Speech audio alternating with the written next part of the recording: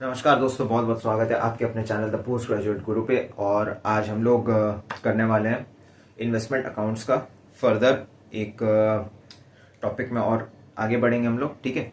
और आज हम लोग शेयर्स जो है, शेयर्स का डिविडेंड का ट्रीटमेंट क्या होता है, एक्स राइट और कम राइट जैसे कि हमने पहले ही पढ़ा था, बट आज हम लोग डिविडेंड्स के बारे में पढ़ने वाले हैं। एंड राइट शेयर जब इशू किया जाता है, राइट्स का परचेज का ट्रीटमेंट क्या होता है, राइट्स सेल कर देने पे क्या ट्रीटमेंट होता है, ये चीज़ें हम लोग पढ़ेंगे। और साथ ही साथ हम लोग जब इन्वेस्टमेंट्स को डिस्पोज ऑफ कर दिया जाता है यानी सेल कर दिया जाता है, तब क्या ट्रीटमेंट होता है वो भी देखने वाले हैं।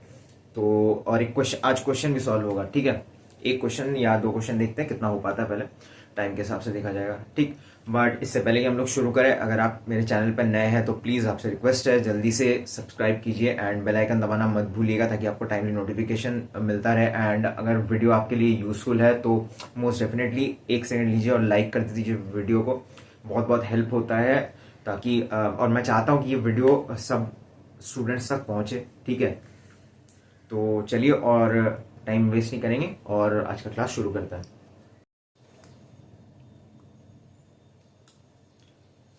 तो आओ, आज इक्विटी शेयर्स के बारे में अभी डिस्कस करने वाले हैं हम लोग, है ना, अच्छे से प्रॉपर। और उसका इक्विटी शेयर्स का जो डिविडेंड रहता है उसका क्या ट्रीटमेंट होता है वो भी देख लेंगे, और एक क्वेश्चन भी करेंगे आज। ठीक है। तो इक्विटी शेयर्स, सबसे पहले तो समझना पड़ेगा इक्विटी शेयर्स क्या होता है। ठीक है। बहुत इन डेप्थ नहीं जाने वाला हूँ मैं, क्योंकि ये चीज़ें आप जब कॉर्पोरेट लॉ पढ़ेंगे उसमें आपको बहुत डिटेल में पढ़ाया जाएगा इक्विटी शेयर्स क्या होता है एंड प्रेफरेंस डिविडेंड क्या होता है वगैरह वगैरह। ठीक है। तो मैं अभी जस्ट एक ओवरव्यू देने वाला हूँ। तो equity shares are the you can say like normal shares which provides voting rights to the owners of those shares. ठीक। मान लो अगर आपके पास इक्विटी शेयर्स है तो आप जब मीटिंग होता है कंपनी का, ठीक है, एनुअल जनरल मीटिंग होता है, वोटिंग किया जाता है उसमें अलग अलग टॉपिक्स के ऊपर, ठीक है, अलग अलग डिसीजंस के ऊपर। तो वहां पे आपको एक वोटिंग राइट मिलता है, you become the owner of the company. ठीक है, या ओनर ऑफ द बिजनेस। और डिविडेंड मिलता है इक्विटी शेयर्स होल्डर को। ठीक है। और वो भी हमेशा नहीं, अगर मैनेजमेंट का मन करे तो वो डिविडेंड डिक्लेयर कर सकता है। ठीक है। तो हम लोग क्योंकि अभी इन्वेस्टमेंट अकाउंट्स पढ़ रहे हैं तो हम लोग ये मान के चलेंगे, हाँ, अगर जैसे क्वेश्चन आता है तो उसमें मोस्टली आप लोगों को डिविडेंड का एडजस्टमेंट करना पड़ेगा या डिविडेंड को का अकाउंटिंग करना पड़ेगा। ठीक है। तो वहाँ पे क्या ट्रीटमेंट किया जाएगा नहीं किया जाएगा, अभी हम लोग वो चीज़ डिस्कस कर रहे हैं। तो पहली बात ये है कि डिविडेंड कब हम लोग डिविडेंड को अकाउंट आपके अकाउंट में अकोमोडेट कब करेंगे या उसका ट्रीटमेंट कब किया जाएगा, जब राइट टू एस्टैब्लिश, हम लोग एस्टैब्लिश कर सकते हैं राइट टू रिसीव डिविडेंड। ठीक है। तो डिविडेंड इक्विटी शेयर्स में dividend is treated in books of accounts. Dividend is treated in books of accounts only when right, यहाँ से ध्यान रखना, right to receive dividend is established.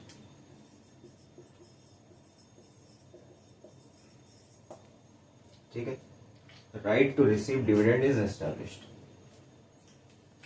तो डिविडेंड आपको कब मिलेगा, जब आप डिविडेंड के हकदार होंगे, यानी कि आपके पास इक्विटी शेयर्स होगा और उस इक्विटी शेयर्स पर डिविडेंड डिक्लेयर किया गया होगा। ठीक है। तब आपको डिविडेंड का अकाउंट इसको अकाउंट में एकोमोडेट करना होगा, उसको ट्रीट करना होगा। ठीक है। तो अब डिविडेंड का भी आप समझ लो, जब मिलता है उसका दो तरीके से ट्रीटमेंट किया जाता है। ठीक है। एक आपका होता है pre acquisition dividend and post acquisition dividend. ठीक। तो दो चीजें होते हैं। आई होप ये चीज आप आपने इसको लिख लिया हो या स्क्रीनशॉट कर लिया हो, क्योंकि मैं मिटाने वाला हूँ इसको। आप लोग जल्दी से एक बार इसको स्क्रीनशॉट कर लो। ठीक है।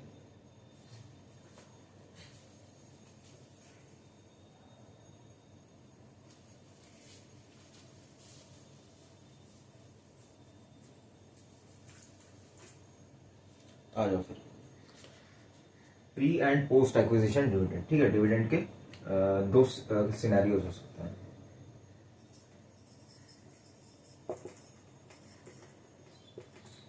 ठीक है।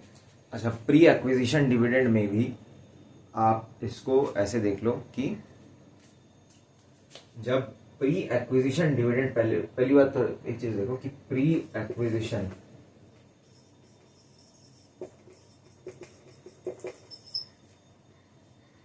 Dividend is treated as pre-acquisition dividend is treated as a capital revenue. Is treated as capital revenue. अच्छा, अब ये कैपिटल रेवेन्यू, आई होप ये टर्मिनोलॉजी आपको पता होगा, वरना मैं थोड़ा सा एक्सप्लेन कर ही देता हूँ। या कैपिटल रिसीट बोल सकते हो इसको, ठीक है। कैपिटल रेवेन्यू नहीं, इसको कैपिटल रिसीट बोल लो।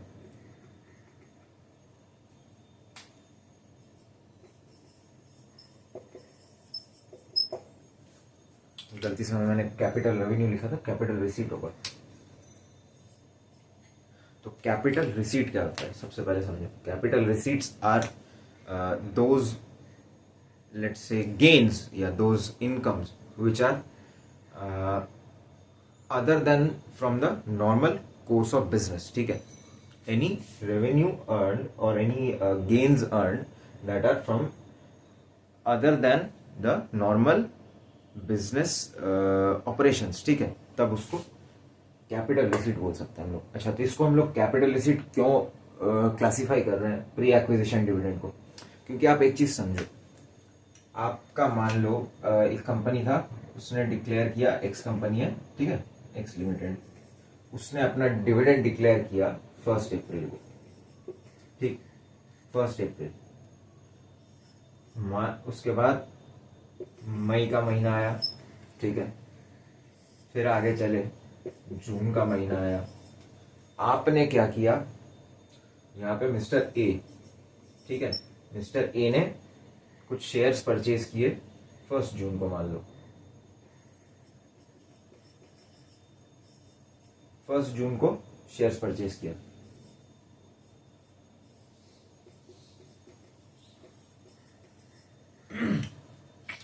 तो यहां पे इसको तो कुछ डिविडेंड मिलेगा, है ना, यहां पे इसको कुछ डिविडेंड मिलेगा, जो कि यहां पे डिक्लेयर किया गया था 1 जून से लेके 1 अप्रैल से लेके जून तक, ठीक है। इस पीरियड का कुछ डिविडेंड होगा जो उसको मिलने वाला है, शेयर्स के साथ ही मिलेगा जब वो परचेज करेगा, ठीक। तो यहाँ पे जो 1 अप्रैल से लेके जून तक का, या 30 मई बोल लो आप, ठीक है, 31 मई तक का, आप यहाँ पे जो डिविडेंड एक्यूमुलेट हुआ होगा, ये इसका प्री एक्विजिशन डिविडेंड हो गया, खरीदने से पहले का डिविडेंड। अब एक चीज आप देखो, इसने जब यहाँ पे जो 2 महीने का गैप था जिसके बाद इसने परचेज किया मिस्टर ए ने, ठीक है, 1 जून को, क्या ये वाला इनकम जो यहाँ पे डिविडेंड से होने वाला है, इसके लिए नॉर्मल डिविडेंड इनकम है क्या? नहीं है इसका जवाब। क्यों? क्योंकि यहाँ पे इस टर्म के लिए, ठीक है, इसके पास शेयर्स एग्जिस्ट ही नहीं करता था, ठीक है। शेयर्स इसने खरीदा कब? 1 जून को खरीद लिया। उससे पहले जब 2 महीना, जो उसके पिछले का जो 2 महीना है जहां पे डिविडेंड डिक्लेयर किया गया था 1 अप्रैल को, वहां से लेके मई तक, ठीक है, मई के एंड तक, यहाँ पे तो इसके पास शेयर्स था नहीं, बट फिर भी वो डिविडेंड एंजॉय कर रहा है खरीदने के बाद। तो क्या ये नॉर्मल कोर्स ऑफ एप्लीकेशन या नॉर्मल कोर्स ऑफ बिजनेस का इनकम हुआ? नहीं हुआ। क्यों? क्योंकि इस टाइम फ्रेम में उसके बाद शेयर्स एग्जिस्ट ही नहीं करता था, उसके बाद शेयर्स बाद में आया। तो इसीलिए इसको हम कैपिटल रिसीट बोलेंगे, ठीक है। और ये कैपिटल रिसीट वाला जो डिविडेंड होगा वो क्या होगा? जो ओरिजिनल कॉस्ट ऑफ शेयर्स है उसके कॉस्ट को रिड्यूस करने के लिए यूज किया जा सकता है, ठीक है। I hope you have understood this, ठीक है। एंड इन सिमिलर फैशन अगला चीज देखते हैं, अगर प्री एक्विजिशन प्रॉफिट में से डिविडेंड डिक्लेयर किया जाता है तो भी उस पर्टिकुलर डिविडेंड को हम लोग कॉस्ट के रिडक्शन में यूज करेंगे, ठीक है। तो यहाँ पे डिविडेंड वाला जो मैटर है वो आपका खत्म हुआ। अभी थोड़ा सा हम लोग राइट इश्यू, क्या बोलते हैं कि इसको राइट्स जो इशू किया जाता है ना, और राइट्स को सेल कर देना देते हैं जब, तब क्या होता है, तब क्या ट्रीटमेंट किया जाता है, उसको एक बार देख लेंगे हम लोग, ठीक है। आप इसको जल्दी से उतार लो, ठीक है, इसको जल्दी से एक बार उतार लो।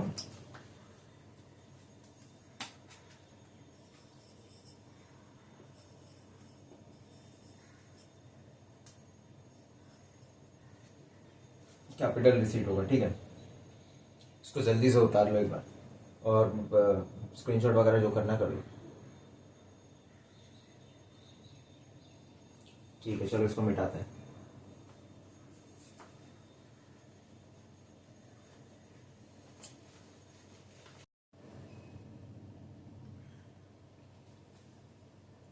ठीक है, तो अभी हम लोग राइट शेयर्स का ट्रीटमेंट के बारे में देखेंगे, ठीक है। राइट शेयर्स क्या होते हैं, एक बात ज़रा सा बता दूं। राइट शेयर्स वो होते हैं जो कंपनी के जो ऑलरेडी एग्जिस्टिंग शेयर होल्डर्स हैं उनको इनिशियली, मतलब एक प्रायोरिटी के बेसिस पे उन लोगों को इशू किया जाता है, उनको राइट दिया जाता है कि आप सब्सक्राइब कीजिए और शेयर्स हमारे कंपनी के, ठीक है। तो उस केस में उसको राइट शेयर्स बोला जाएंगे। ये सबसे पहले एग्जिस्टिंग शेयर होल्डर्स को ही दिया जाता है, ठीक है। तो राइट शेयर्स का आप देखते हैं दो तरीके का ट्रीटमेंट होता है, ठीक है। एक तो आपने राइट शेयर्स को परचेज कर लिया, और दूसरा तरीका होता है कि आपने राइट्स को बेच दिया, ठीक है। राइट शेयर्स नहीं, ध्यान से सुनना, राइट्स को बेच दिया, ठीक। पहले दो सिनेरियोस देखते हैं।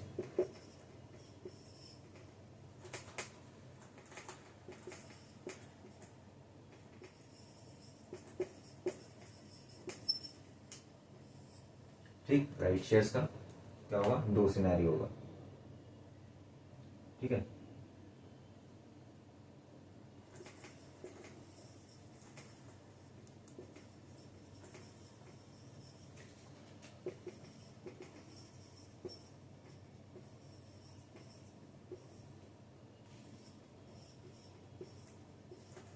ठीक, तो राइट्स परचेज कर सकते हो, यार राइट्स को डायरेक्टली आप सेल कर सकते हो। मान लो अगर राइट्स को परचेज किया गया, तब क्या होगा। अगर राइट्स को परचेज किया गया ना, तो cost of right shares are to be are to be included in the cost of into the cost of original holdings.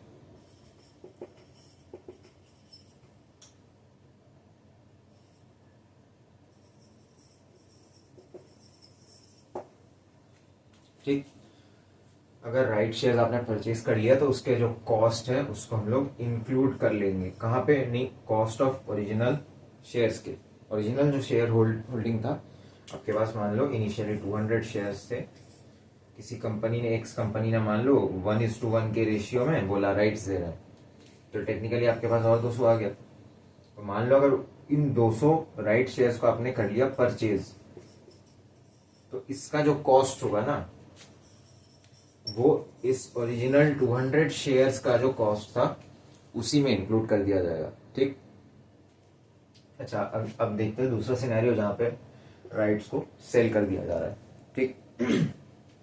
तो अब राइट्स को अगर सेल कर रहे हो तो इन दैट केस आपका क्या होगा, एक सिनेरियो बनता है, उसको ध्यान से सुनो। ये वाला क्या है, थोड़ा सा कॉम्प्लिकेटेड है, थोड़ा सा कॉम्प्लिकेटेड है, ठीक है। मैं एक्सप्लेन कर रहा हूँ, ध्यान से सुनो, समझ गए तो आगे जाके क्वेश्चन सॉल्व करने में बहुत इजी रहेगा, ठीक है। तो मान लो कि मैं इसको ऐसे बोलता हूँ, सुनो। Suppose immediately when the investments are acquired on come right basis, ठीक है, when the investments are acquired on come right basis and immediately after those investments becoming X right, the value of such investment falls. In that case, the proceeds from the sale of the rights shall be used to reduce the cost or adjust the cost of such reduction, ठीक है, of the investment, of the initial investment, ठीक। इसको लिख दे रहा हूं मैं, देख लो ध्यान से।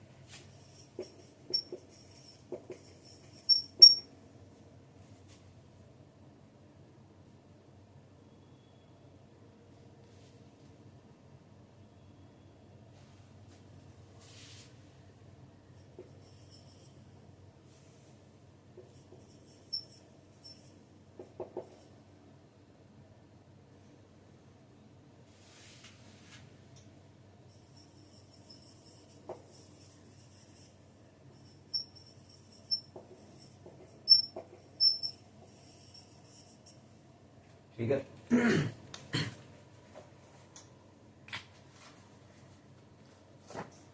तो यहाँ पे क्या हो रहा है, ध्यान से देखो, investment acquired on cum right basis and market value of such investment after becoming ex right, ठीक, the value of the value is lower, इसको थोड़ा अलग कर लो ना यहाँ पे ऐसे मत, ठीक है, इसको समझ में आ जाएगा आपको, ठीक, and the value is lower than the acquisition cost, in such case the proceeds from the sale of the rights shall be used for adjusting the reduction in cost, ठीक है। आई होप आप ये चीज समझ गए, ये चीज आप एक बार उतार लो अच्छे से, ठीक है। फिर ये वाला, ये जो लिखा है ना मैंने, इसका एक एग्जांपल देने वाला हूं मैं, ठीक है। इसको जल्दी से स्क्रीनशॉट करो, मैं मिटाऊंगा फिर, ठीक है।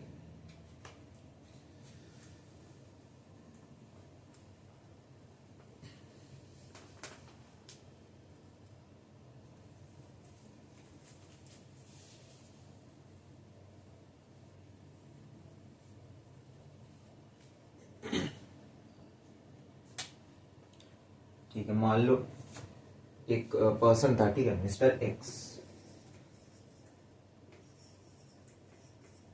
मिस्टर ए कर लो यार, हर टाइम एक्स एक्स का क्या है, मिस्टर ए, ठीक।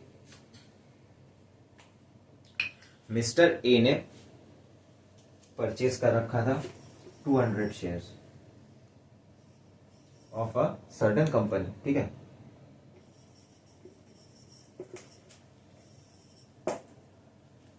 कंपनी ने क्या किया, कंपनी ने बोला कि हम लोग राइट शेयर इशू कर रहे हैं 1:1 के रेशियो में, ठीक। तो उसके पास कितना राइट शेयर आएगा, 200 राइट शेयर और आ जाएगा, क्योंकि 1:1 है, मतलब एक शेयर के बदले में एक शेयर और मिल रहा है, तो उसके पास वापस से 200 शेयर आ गया, ठीक है। मान लो कि ये जो इनिशियल जो 200 इसके पास होल्डिंग था शेयर्स का,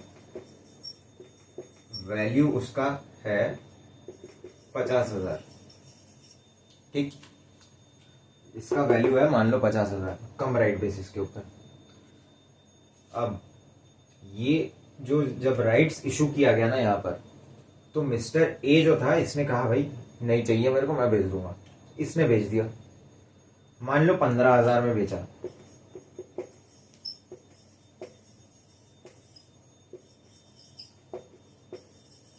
ठीक है। और उसके बाद ही इसका एक्स राइट वैल्यू गिर के हो गया, ठीक है, इसका वैल्यू एक्स राइट वैल्यू बाद में गिर के हो गया 40,000, ठीक, वैल्यू में आ गया रिडक्शन। लेकिन यहां पे ध्यान दो, उसने राइट्स को बेच दिया था, मिस्टर ए ने राइट्स को बेच दिया था 15,000 रुपए में, तो यहां पे रिडक्शन कितने का है, रिडक्शन ऑफ 10,000 रुपीज, ठीक है। यहां पे 10,000 रुपीज का जो है रिडक्शन आ रहा है, तो यहां से जो 15,000 मिला ना, इस 15,000 में से ये 10,000 इस रिडक्शन को एडजस्ट करने के लिए यूज कर सकता है, ठीक। यहां पे जो 15,000 मिला था, इसमें से 10,000, ठीक है, यहां पे रिडक्शन एडजस्ट करने के लिए यूज कर सकता है, उसके बाद भी इसके पास 5,000 का प्रॉफिट बच जाएगा, समझ रहे हो। इसी चीज को घुमा फिरा के वहां पे मैंने लिखा, ठीक है। जब कम राइट वाले शेयर्स हैं, उसका मार्केट वैल्यू एक्स राइट होने के बाद गिर जा रहा है, ठीक है, और तुमने कुछ राइट्स को सेल किया, उस राइट्स के सेल प्रोसीड को तुम उसका जो रिडक्शन ऑफ वैल्यू है उसको एडजस्ट करने के लिए तुम यहां पे यूज कर सकते हो, ठीक। आई होप आप समझ गए होंगे ये चीज। और अब लास्ट एक टॉपिक है, ठीक है, डिस्पोजल ऑफ इन्वेस्टमेंट का। डिस्पोजल ऑफ इन्वेस्टमेंट का मैं एक चार्ट बना देता हूँ, उतना कुछ बहुत भयंकर है नहीं समझने का, ठीक है, नॉर्मल बहुत बेसिक कॉन्सेप्ट ऑफ अकाउंटिंग के ऊपर बेस्ड है, उसके ऊपर एक क्वेश्चन बनाएंगे, ठीक है। हम लोग एक क्वेश्चन होगा डिस्पोजल ऑफ इन्वेस्टमेंट का, जो एक चार्ट बनाऊंगा उसके बाद, ठीक। हाँ, तो भाई डिस्पोजल ऑफ इन्वेस्टमेंट देख लेते हैं, ये आखिरी थियोरेटिकल टॉपिक है, उसके बाद डायरेक्ट क्वेश्चन में चलेंगे। ठीक, तो डिस्पोजल ऑफ इन्वेस्टमेंट में ना दो केसेस बनता है अगेन। ठीक है, दो केसेस बनता है डिस्पोजल ऑफ इन्वेस्टमेंट में। पहला है फुल्ली सोल्ड, अगर इन्वेस्टमेंट को आपने पूरी सोल्ड कर दिया। मान लो आपके पास 100 था, ठीक, 100 शेयर्स थे आपके पास, फॉर एग्जाम्पल मान लो आपने 100 के 100 सोल्ड कर दिए, तो उस केस में क्या होगा। और अगर मान लो आपके पास 100 शेयर्स था, उसमें से आपने 20 या 30 शेयर्स सेल कर दिया, उस केस में क्या होगा। तो दोनों का अलग अलग टर्मिनोलॉजी है। ठीक है, अगर आपने पूरा सेल कर दिया उसको हम फुल्ली सोल्ड इन्वेस्टमेंट बोलेंगे, और अगर आपने थोड़ा कुछ एक पोर्शन बेचा है, ठीक है, टोटल इन्वेस्टमेंट में से एक सर्टन पोर्शन बेच दिया अगर, तो उसको हम लोग बोलेंगे पार्टली सोल्ड। ठीक है, दोनों के केस में ट्रीटमेंट जो होता है काफी सिमिलर है। पार्टली सोल्ड में बस थोड़ा सा एक छोटा सा डिफरेंस है, उसको भी डिस्कस कर लेते हैं। अच्छा, अब फुल्ली सोल्ड का देखो। ठीक है, हम लोग पहले क्या करेंगे, जब पूरा ही इन्वेस्टमेंट बेच दिया गया, सर्टेन द कैरिंग अमाउंट, मतलब कॉस्ट क्या था बेसिकली, या कैरिंग अमाउंट क्या है, बुक वैल्यू क्या है, एक तरीके से बोल सकते हो। ठीक है, और उसके बाद हम लोग क्या करेंगे, जितने में बेचा गया सर्टेन डिस्पोजल प्रोसीड्स। अच्छा, इंक ना थोड़ा सा लाइट हो गया क्योंकि खत्म हो रहा है ऑलमोस्ट, तो थोड़ा सा एडजस्ट कर लो।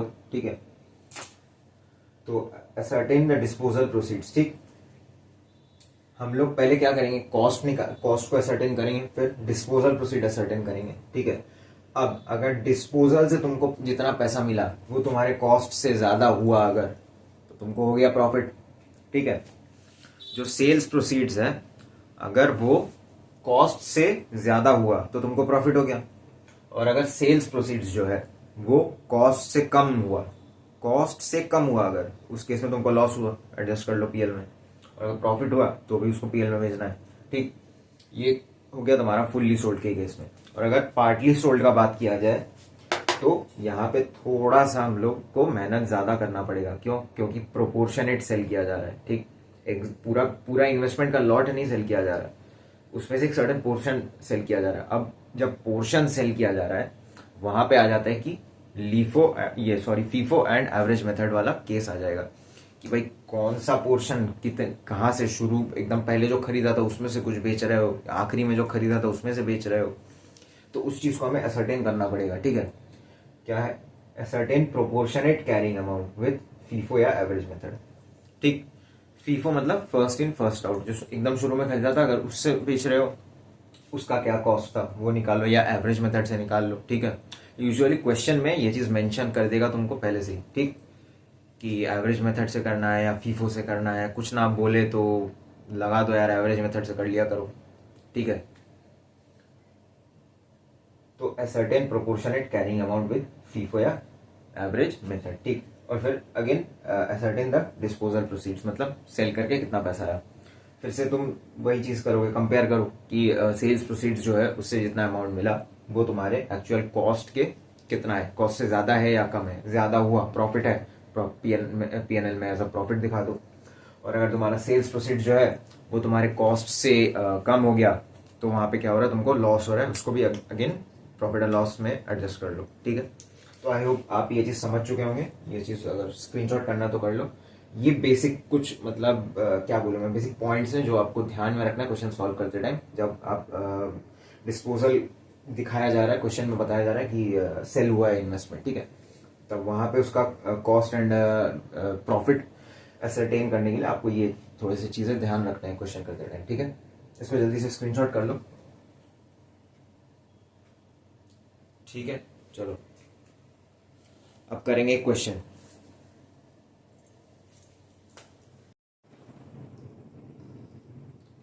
ठीक है, तो अभी हम लोग है ना क्वेश्चन बनाने वाले हैं। ठीक, और क्वेश्चन मैं तुम्हारे स्क्रीन पर डिस्प्ले कर रहा हूँ। ठीक, और साथ में मैं पढ़ूंगा भी।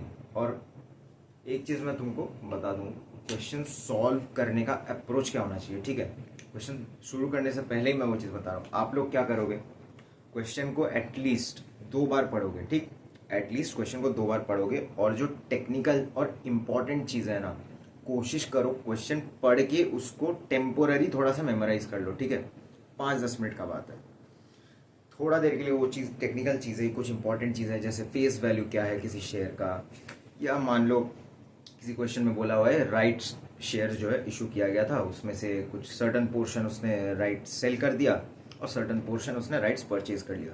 वो छोटे छोटे ये सब चीज़ें हैं ना, थोड़ा सा वो याद रखा करो, ठीक है। वो क्वेश्चन करते टाइम क्या होगा ना, फिर थोड़ा स्पीड होगा, शुरू शुरू में थोड़ा टाइम लगेगा, घबराओ मत, ठीक है। शुरू शुरू में आराम से किया करो, बट अप्रोच ये रखो, क्वेश्चन को 2 बार पढ़ो, टेक्निकल चीज़ें थोड़े से याद रखो, ठीक है। धीरे धीरे आदत पड़ जाएगा, ठीक। तो स्टार्ट करते हैं, ठीक, क्वेश्चन को। अच्छा देखो, बोर्ड थोड़ा सा छोटा है, थोड़ा सा एडजस्ट कर लेना। मैं यहीं पे कोशिश करूंगा, अकाउंट जो इन्वेस्टमेंट अकाउंट बनेगा छोटा सा ही है, ठीक है। और क्या बोलते हैं कि वर्किंग नोट जो है नीचे मैं बनाना करूंगा, ठीक है। क्वेश्चन के नीचे के साइड बनाऊंगा मैं, ठीक। आओ देखते हैं क्वेश्चन। तो क्वेश्चन अभी आपके स्क्रीन पे डिस्प्ले हो रहा है, ठीक है। और मैं साथ ही साथ एक बार क्वेश्चन को रीड भी करूंगा अच्छे से। तो क्या बोल रहा है देखो, ऑन 1 अप्रैल 2014, ठीक है, सुंदर had 25,000 equity shares of X Limited at a book value of ₹15 per share. अच्छा यहाँ पे ध्यान दो, ये 15 पर शेयर बुक वैल्यू है, ठीक है, ये ध्यान रखना। और इस पर्टिकुलर 25,000 इक्विटी शेयर्स का जो फेस वैल्यू है, फेस वैल्यू आपका हो गया ₹10 पर शेयर, ठीक। On 20 June 2014 he purchased another 5,000 shares of the company, ठीक, at ₹16 per share. The directors of X Limited announced a bonus and rights issue. No dividend was payable on these issue. ठीक है, ध्यान रखना, इस particular जो issue हुआ है shares, यहाँ पे कोई डिविडेंड नहीं डिक्लेयर कर रहा। The term of the issue are as follows. Bonus share 1:6, ठीक है। 16/8/2014 को बोनस इशू किया जा रहा है 1:6, मतलब हर 6 शेयर के बदले में 1 शेयर मिलने वाला है, ठीक। फिर देखते हैं 31/8/2014, 31/8/2014 राइट्स इशू किया जा रहा है, कितना नहीं, हर 7 शेयर के बदले में 3 शेयर, मतलब 3:7, ठीक है, जिसका प्राइस होने वाला है ₹15 per share. Due date of payment is 30/9/2014, ठीक। Share holders were entitled to transfer their rights in full or part. Accordingly, Sundar sold 33.33 of his entitlement to Shekhar for a consideration of ₹2 per share. अच्छा यहाँ पे 33.33 मतलब 1/3 मान लो, ठीक है। 1/3 जो उसको राइट्स अलॉट किए गए थे या फिर वो एंटाइटल्ड था, उसमें से जितना टोटल सुंदर को एंटाइटल्ड था राइट शेयर्स, उसमें से 1/3 उसने क्या किया, शेखर नाम के एक व्यक्ति को सेल कर दिया। कितने में, नहीं, ₹2 पर शेयर के हिसाब से, ठीक। फिर डिविडेंड्स पे आओ। डिविडेंड्स के लिए क्या बोल रहा है, dividends for the year ended 31 March 2014 are at the rate 20% were declared by X limited, ठीक है, and were received by Sundar on 31/10, that is 31 October 2014। Dividends for the shares acquired by him on 20 June 2014, यहाँ पे थोड़ा ध्यान देना। Dividends for shares acquired by him on 20 June 2014 are to be adjusted against the cost of purchase. यहाँ clearly बोल दे रहा है कि 20 जून 2014 को जो शेयर्स खरीदे गए थे, उसके अगेंस्ट में जो डिविडेंड मिलेगा वो उसका कॉस्ट रिडक्शन करने के लिए यूज किया जाएगा, ठीक है। ऑन 15/11/2014 सुंदर sold 25,000 equity shares at a premium of ₹5, ठीक है। जो ओरिजिनल वैल्यू था उसके ऊपर और ₹5 चढ़ा के बेचा है टोटल का, ठीक है, ये ध्यान रखो। You are required to prepare in the books of Sundar investment account and profit and loss account, ठीक है। और लास्ट में क्या बोल रहा है, assume that the books are closed on 31/12/2014, ठीक है। ये बंदा अपने बुक्स जनवरी से लेकर दिसंबर तक चला रहा है, ठीक है, ये ध्यान में रखो, ठीक है। आओ अब क्वेश्चन सॉल्व करने जा रहा हूं।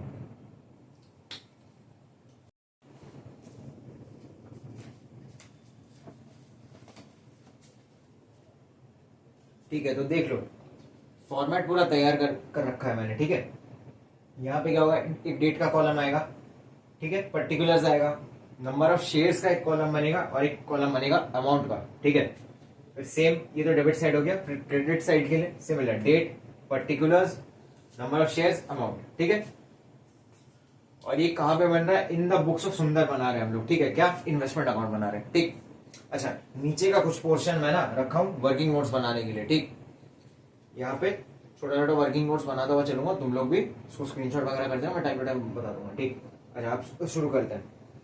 फर्स्ट लाइन में क्या बोल रहा है, सबसे पहले तो हम लोग बैलेंस बॉट डाउन करेंगे, ठीक है, ओपनिंग बैलेंस शेयर्स का। तो 1/4/2014, ठीक, डेट क्या होगा 1/4/2014। टू बैलेंस बॉट डाउन लिखेंगे, क्या लिखेंगे, टू बैलेंस बॉट डाउन, ठीक है।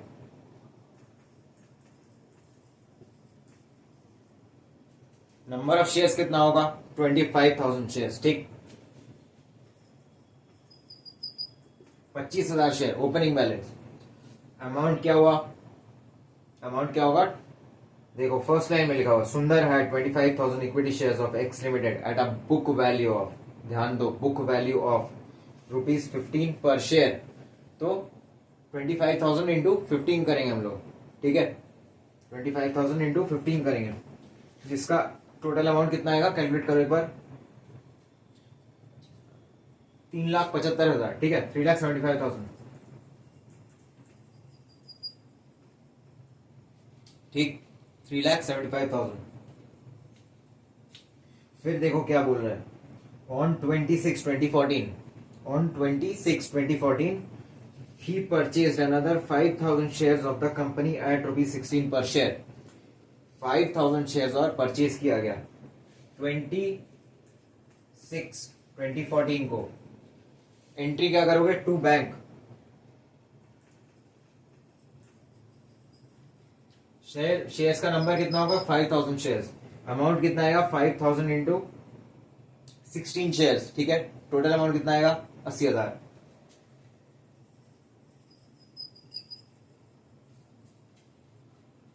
ठीक, यहां तक समझ में आ गया होगा। आगे बढ़ते हैं, क्या बोला था, directors of X limited announced a bonus and a rights issue, no dividend was payable on these issues.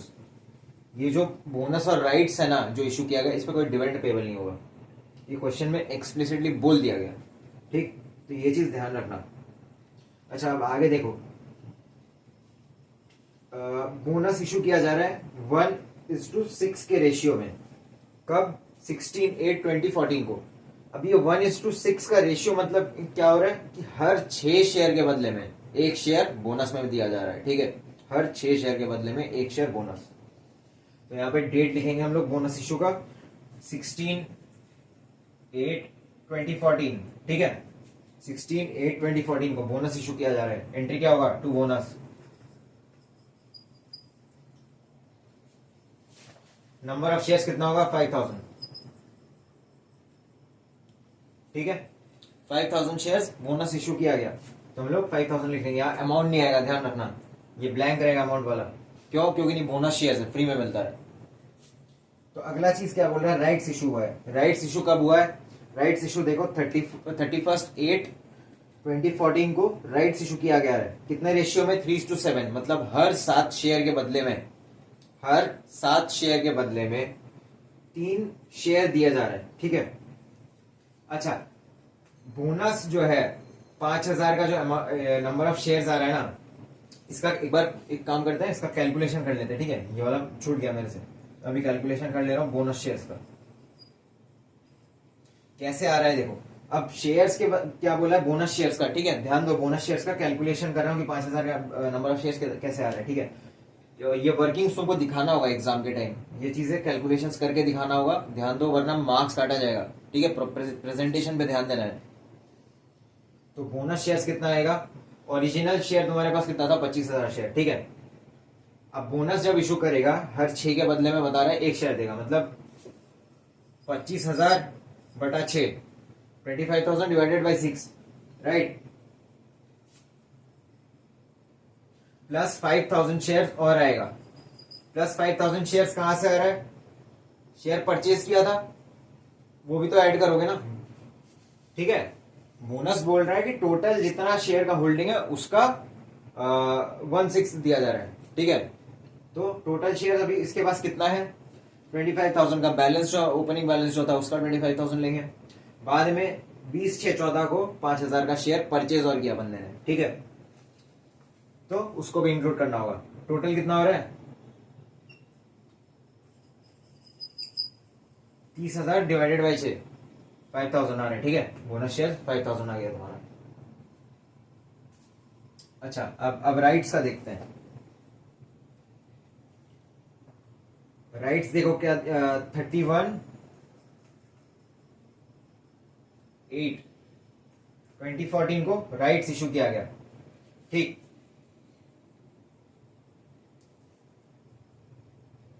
अच्छा यहाँ पे ये वाला डेट आएगा नहीं यहाँ पे, क्योंकि देखो यहाँ पे जब एक साथ जब ड्यू डेट ऑफ पेमेंट आ रहा है ना, तो उस टाइम हम लोग रिकॉर्ड करेंगे। हम लोग ये मान के चल रहे हैं कि जो ड्यू डेट है पेमेंट का, जो कि है 39/2014, उसी दिन पेमेंट किया गया, उसी दिन परचेज किया गया। ठीक है, इन लोगों ने राइट्स इशू किया 3:7 के रेशियो में। ठीक है, for the price of ₹15 per share. मतलब तुम्हारे पास टोटल जितना शेयर्स है, ठीक है, उसका हर 7 शेयर के बदले में 3 शेयर दिया जाएगा राइट्स के हिसाब से, राइट शेयर्स में। ठीक है, तो कैलकुलेशन करो, अगर राइट शेयर्स का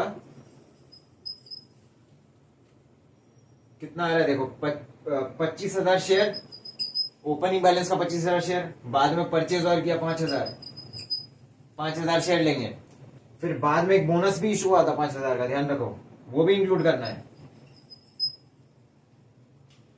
टोटल करके डिवाइडेड बाई 7 इंटू 3 करेंगे। ठीक है, डिवाइडेड बाई 7 इंटू 3 करेंगे, और टोटल हम कितना आ रहा है देखो, नंबर ऑफ शेयर्स कितना आ रहा है, 25 प्लस 5 30,000, 30,000 प्लस 5,000 कितना हो रहा है, 35,000 हो रहा है, 35,000 बटा 7 मतलब 5,000, 5,000 इंटू 3 15,000, 15,000 शेयर। ठीक,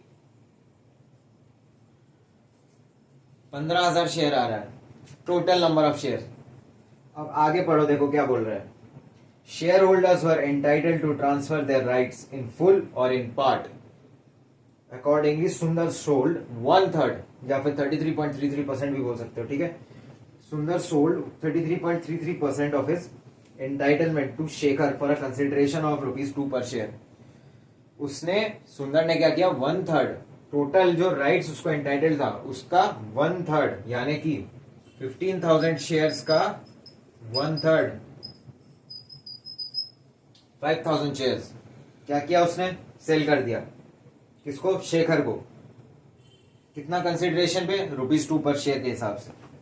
ठीक है, तो अब सबसे पहले तो ड्यू डेट जो है पेमेंट का, जो कि 39/2014 है, उस दिन हम लोग राइट शेयर्स का एंट्री पास करेंगे।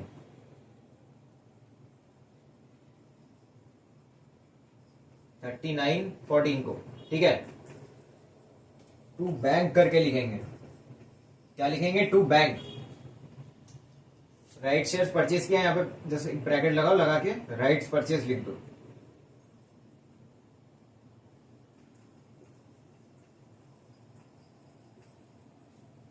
ठीक है, राइट्स परचेज। अब इसमें अमाउंट कितना आएगा, उसने 1/3 तो बेच दिया, 15,000 में से 5,000 बेच दिया, बचा कितना, 10,000। 10,000 उसने परचेज किया। अब उसका परचेज का प्राइस क्या हुआ, ध्यान दो, यहाँ पे पहले ऊपर 2 लाइन ऊपर जाओ, देखो rights were issued for a price of ₹15 per share. तो 10,000 इंटू 15 कितना हो रहा है, 1.5 लाख हो रहा है, 1,50,000। ठीक है, 1,50,000 कॉस्ट हो गया राइट्स का। ठीक है, अब आगे उसने जो क्या बोलता है, जो राइट्स रिनाउंस कर दिया, उसको सेल कर दिया, वो कर दिया, वो अलग है, वो यहां पे नहीं आएगा। ठीक है, वो इन्वेस्टमेंट अकाउंट में शो नहीं होगा तुम्हारा।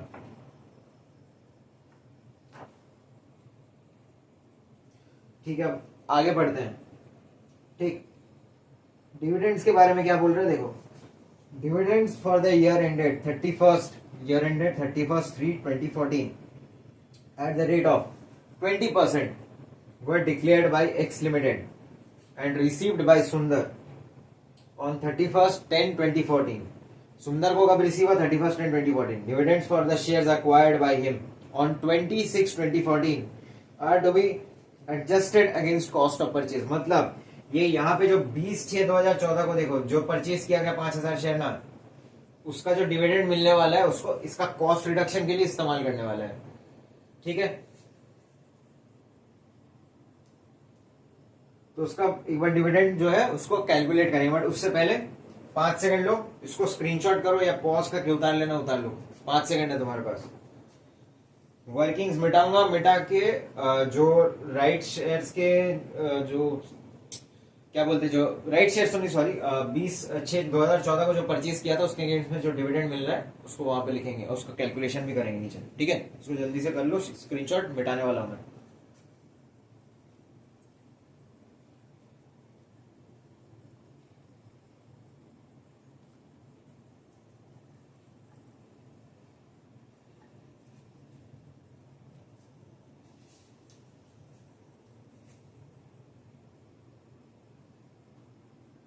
ठीक है, सबसे पहले ये थोड़ा सा टेक्निकल चीज है, इसका कैलकुलेशन पहले कर लेना, ठीक है, फिर उसके बाद नॉर्मल डिविडेंड भी निकाल लेंगे।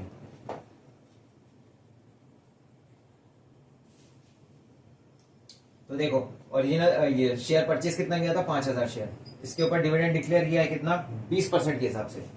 इसका वैल्यू कितना था, जो 5,000 शेयर जो परचेज किया था, इसका वैल्यू हम लोग लेंगे ना ₹10 के हिसाब से लेंगे, ठीक है। क्यों, क्योंकि ना क्वेश्चन का एकदम फर्स्ट लाइन पढ़ो, जो फर्स्ट लाइन है एकदम, जहां पे बोल रहा है 15 per share for the face value of 10 पर शेयर, मतलब ये जितने भी शेयर्स हैं ये बेसिकली इनका फेस वैल्यू 10 रुपीज है। तो हम लोग जब डिविडेंड कैलकुलेट करते हैं ना, हमेशा फेस वैल्यू के ऊपर डिविडेंड कैलकुलेट किया जाता है, ना कि बुक वैल्यू पर, ये चीज ध्यान रखा करो। तो 5,000 इंटू 10 इंटू 20% करेंगे, कितना आएगा, कितना आएगा, देखो 10,000 आएगा। अब क्या बोला है क्वेश्चन में कि इस शेयर 5,000 शेयर्स जो 2614 को खरीदा उसके बदले में जो डिविडेंड मिल रहा है उसका कॉस्ट रिडक्शन के लिए इस्तेमाल किया जाएगा। तो यहां पे हम लोग क्रेडिट साइड में क्या लिखेंगे, by bank dividend received, 10,000 amount के कॉलम में आ जाएगा, नंबर ऑफ शेयर का खाली छोड़ना है तुमको, ठीक है। और डेट क्या आएगा, डेट आएगा 31/10/14, 31/10/14, उसी दिन डिविडेंड डिक्लेयर किया गया, ठीक है। ठीक है, तो अभी आगे बढ़ते हैं। अगला डिविडेंड का कैलकुलेशन क्या करना है हम लोग को, जो ओरिजिनल 25,000 शेयर है उसका कितना है, ठीक है। ये 5,000 शेयर तो 20/6/2014 वाले शेयर हैं। अब एकदम ओपनिंग जो बैलेंस था 25,000 शेयर, उस पर भी तो डिविडेंड मिलेगा ना तुम्हारा, वो तो तुम्हारा ओरिजिनल होल्डिंग है, तो उसके ऊपर भी डिविडेंड कैलकुलेट करता है वो। 25,000 शेयर था, फेस वैल्यू कितना, 10 रुपए, डिविडेंड क्या रेट के हिसाब से दिया गया, 20%, ठीक है। कैलकुलेशन करो, इसका कितना आ रहा है देखो, 10 हो गया, मतलब 2.5 लाख हो गया, 2.5 लाख का 20% हो गया 50,000, हाँ 50,000 ही आ रहा है, ठीक है, ठीक है। ये हो गया तुम्हारा डिविडेंड का अमाउंट 50,000। ये डिविडेंड का अमाउंट कहां पे जाएगा, ये ट्रांसफर होगा पीएल में, पीएल बोल लो या रेवेन्यू स्टेटमेंट में बोल लो, ठीक है। इसको ऐसे मैं टीएफ लिख दे रहा हूं, transfer to PL, transfer to PL. जब पीएल का अकाउंट बनाऊंगा, इसको ये जब कंप्लीट हो जाएगा इसको मिटा के एक बार नीचे पीएल का अकाउंट बना देंगे, ठीक है। तो ये डायरेक्ट तुम्हारा जाएगा पीएल में, ठीक। या ऐसा करो ना, पीएल का अकाउंट तुम्हारा होमवर्क है, ठीक है। मैं इन्वेस्टमेंट अकाउंट बनवा दे रहा हूं, यहाँ पे लास्ट में प्रॉफिट एंड लॉस का अकाउंट बनेगा, मुश्किल से 3-4 आइटम आएगा, ये तुमको खुद से बनाना है, ठीक है। ध्यान रखना, यहाँ पे जो प्रॉफिट आएगा तुम्हारे इन्वेस्टमेंट अकाउंट का, जो प्रॉफिट आएगा ना वो भी वहां पे ट्रांसफर होगा, तो वो चीज ध्यान में रख के पीएल अकाउंट बनाना है, ये होमवर्क है तुम्हारा, ठीक है। अब आगे बढ़ते हैं, डिविडेंड का पूरा सॉर्ट आउट हो गया, डिविडेंड हमने कैलकुलेट कर लिया, क्या क्या आ रहा है नहीं आ रहा, बराबर, ठीक है। अब आगे देखो क्या बोल रहा है, बोल रहे हैं ऑन 15/11/2014, ऑन 15/11/2014 सुंदर sold 25,000 equity shares of at a premium of ₹5 पर शेयर। 25,000 शेयर बेचे इसने, कितने में, नहीं, ₹5 के प्रीमियम पे बेचा है, ध्यान देना इस चीज को। अच्छा, अब क्वेश्चन के लास्ट लाइन में, एकदम लास्ट वाला लाइन है जो, ठीक है, वहां पे थोड़ा सा इंड की तरफ ध्यान दो, तो क्या बोल रहा है, shares are valued at average cost, मतलब ये जो 25,000 का इक्विटी शेयर, 25,000 इक्विटी शेयर जो बेचा है ना, इसका जो कॉस्ट होगा ये एवरेज मेथड से निकालेंगे हम लोग। मतलब ये जो 25,000 होगा ना, उसमें इनिशियल ओपनिंग बैलेंस का 25,000 का भी कॉस्ट रहेगा, 5,000 जो परचेज किया था उसका भी कॉस्ट रहेगा, जो राइट शेयर परचेज किया उसका भी कॉस्ट रहेगा, और ये जो यहाँ पे कॉस्ट रिडक्शन किया गया है 5,000 शेयर्स का परचेज वाला, वो भी इसमें एडजस्ट करना पड़ेगा हम लोग को कॉस्ट कैलकुलेट करते टाइम, ठीक है। अच्छा, अब यहाँ पे जो वर्किंग है ना, इसको जल्दी से कर लो एक बार, इसको स्क्रीनशॉट कर लो, इसको मिटाऊंगा, जगह नहीं बचा हुआ वहां कोने में, बड़ा कैलकुलेशन है थोड़ा सा, इसको जल्दी से करो, स्क्रीनशॉट करो इसको, ठीक है, मिटा रहा हूं मैं।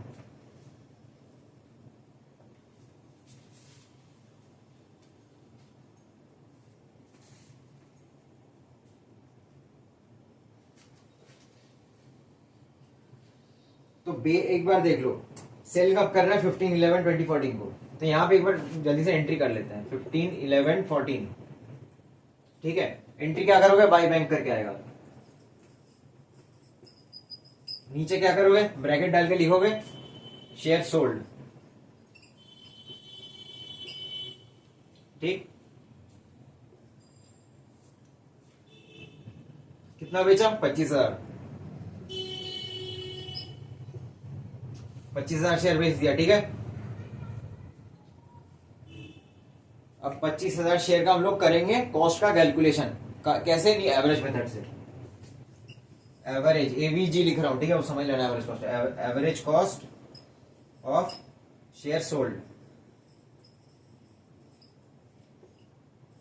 ठीक है। तो एवरेज कॉस्ट में क्या क्या आएगा, इनिशियल जो ओपनिंग बैलेंस था उसका 3,75,000 बोलेंगे, प्लस 80,000, यहां पे जो देख लो 5,000 शेयर जो परचेस किया था उसका कॉस्ट कितना था, 80,000, वो भी इंक्लूड किया जाएगा। फिर 1.5 लाख और लेंगे, 1.5 लाख किस चीज का ना, जब राइट्स परचेस किया था उसका कॉस्ट 1.5 लाख वो लिया जाएगा, माइनस 10,000, क्यों, क्योंकि नहीं कॉस्ट रिडक्शन किया गया था, बोला था ये 80,000, ये तुम्हारा 5,000 शेयर्स का जो कॉस्ट है उसको उसके बदले में जो मतलब 5,000 शेयर्स के जो डिविडेंड मिलने वाला था, उस डिविडेंड को हम लोग 5,000 शेयर्स का जो कॉस्ट था उसको रिड्यूस कर रहे थे, ठीक। क्वेश्चन में एक्सप्लिसिटली बोल दिया, तो हम लोग क्या इसको भी एडजस्ट करेंगे, यहां पर डिवाइड करेंगे कितने से, टोटल नंबर ऑफ शेयर्स देखो कितना हो रहा है, 25,000 प्लस 5,000 प्लस 10,000 कितना हो गया, 45,000, और कितना नंबर ऑफ शेयर सोल्ड किया है जिसका कॉस्ट हमको निकालना है, 25,000 शेयर सेल किया उसने, इंटू 25,000, ठीक है। जिसका अमाउंट देखो एक बार कैलकुलेशन करके देखो तो जल्दी से, मैं तब तक कैलकुलेटर में एक बार देख लेता हूं बना के,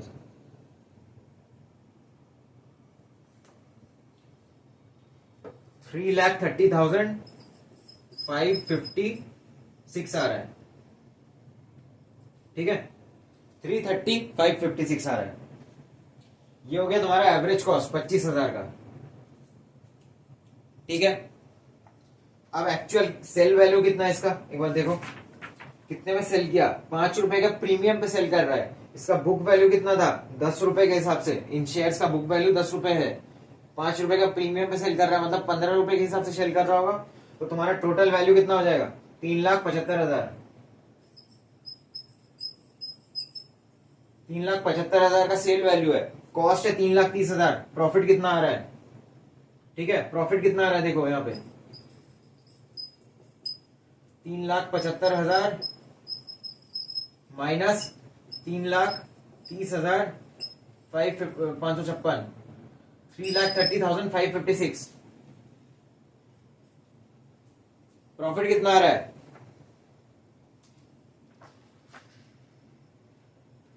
44,444 आ रहा है, ठीक है। प्रॉफिट कितना आ रहा है, 44,444, यहां पे टू प्रॉफिट एंड लॉस लिखोगे, क्या लिखोगे, टू प्रॉफिट एंड लॉस, ठीक है। डेट क्या आएगा, 15/11/2014, ये होगा डेट, अमाउंट कितना जाएगा 44,444,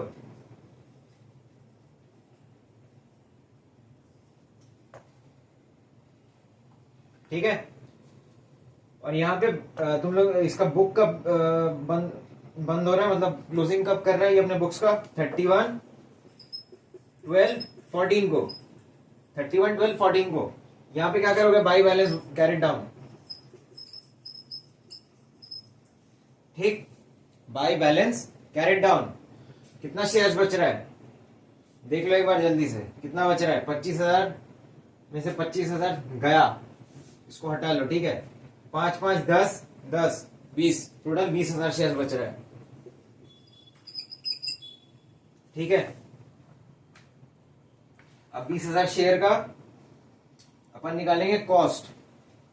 ठीक है, इसका कॉस्ट निकालेंगे हम लोग, तो फिर से यहाँ पे कैलकुलेशन करना पड़ेगा हम लोग को। यहाँ पे कैलकुलेशन करेंगे। ठीक है, इसको जल्दी से एक बार स्क्रीनशॉट करो फटाक से, क्योंकि इसको मैं नीचे वाला वर्किंग स्पेस में यहाँ पे मिटा के यहाँ पे कैलकुलेशन करने वाला हूँ। जल्दी से स्क्रीनशॉट कर लो इसको।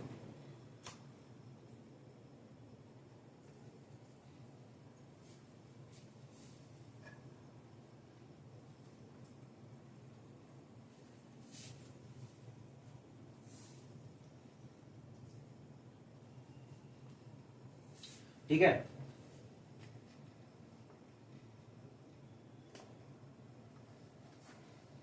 तो आओ कैलकुलेशन करते हैं क्लोजिंग बैलेंस का। क्लोजिंग बैलेंस, ठीक है। अब क्लोजिंग बैलेंस का कॉस्ट कितना होने वाला है वही एवरेज के हिसाब से देखेंगे। 3,75,000 शुरुआत का, ठीक है। 3,71,000 ओरिजिनल वाले का कॉस्ट लेंगे, फिर 80,000, फिर 1.5 लाख जो राइट्स का है, और 10,000 माइनस करेंगे आगे। ठीक, divided by 45,000, divided by 45,000 into 20,000,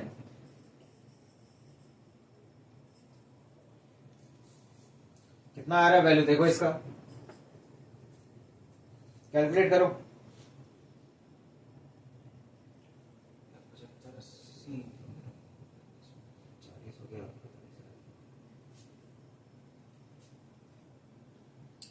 इसका देखो 2,64,000 आ रहा होगा, 2,64,444। ठीक है, ये तुम्हारा क्लोजिंग बैलेंस का वैल्यू कॉस्ट हो गया एक तरीके से, 2,64,444। ठीक,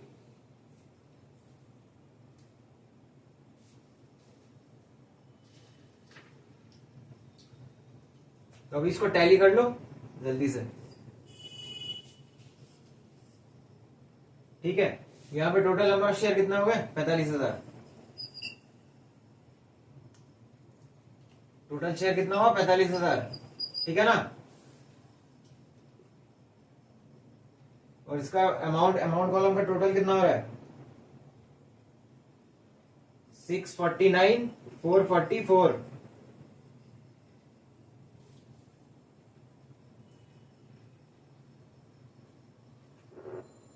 $649,444। ठीक है, सब बराबर आ रहा है। क्वेश्चन सॉल्व हो गया यहां पे।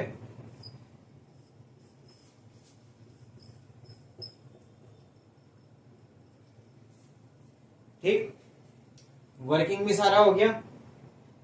और जैसा कि मैंने कहा था, प्रॉफिट एंड लॉस जो अकाउंट है तुम्हारा होमवर्क है, 3-4 आइटम मुश्किल से आएगा, बनाना है। और ध्यान रखना ये वाला 44,444 का जो ये प्रॉफिट हुआ था शेयर को सेल करके, ठीक है, ये भी प्रॉफिट एंड लॉस में ट्रांसफर कर लेना।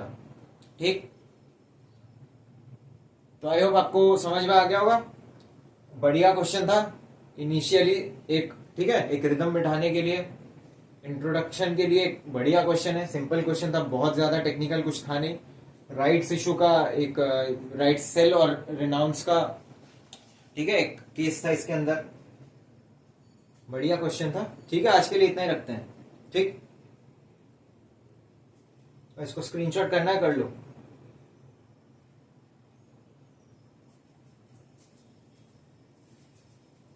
तो चलिए दोस्तों, आज के क्लास के लिए बस इतना ही रहेगा। आई होप आपको समझ में आया होगा जो जो मैंने पढ़ाया है, एंड क्वेश्चन जो मैंने सॉल्व किया है उसको मैं चाहूँगा आप एक बार दोबारा से रिवाइज कीजिए उसको। ठीक है, तो आज के लिए बस इतना ही। मिलते हैं फिर से अगले क्लास में, तब तक के लिए जय हिंद, जय भारत।